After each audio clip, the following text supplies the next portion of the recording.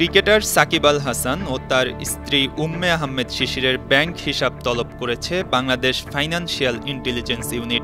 বাংলাদেশ কেন্দ্রীয় ব্যাংকের এই আর্থিক গোয়েন্দা বিভাগ সাকিব ও তার স্ত্রীর ব্যাংক হিসাবের তথ্য জানতে চেয়ে সংশ্লিষ্টদের চিঠি পাঠিয়েছে। আগামী ৫ কার্যদিবসের মধ্যে ব্যাংক ও ব্যাংক বহির্ভূত আর্থিক প্রতিষ্ঠানগুলোতে সাকিব ও শিশিরের নামে যেসব হিসাব রয়েছে সব হিসাবের তথ্য চাওয়া হয়েছে।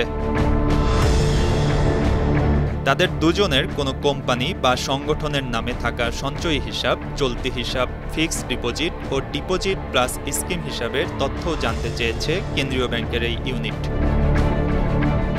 ২০২৩ সালে প্যারামাউন্ট ইন্স্যুরেন্সের শেয়ারের দাম নিয়ে কারসাজির দায়ে কিছুদিন আগে সাকিব আল হাসানকে ৫০ লাখ টাকা জরিমানা করে Bangladesh securities and exchange commission. উল্লেখ্য, আওয়ামী লীগ দলীয় সাবেক সংসদ সদস্য সাকিবের বিরুদ্ধে একটি হত্যা মামলাও রয়েছে। সম্প্রতি টেস্ট ও টি-20 সংস্করণ থেকে অবসরের ঘোষণা দিয়েছেন তিনি।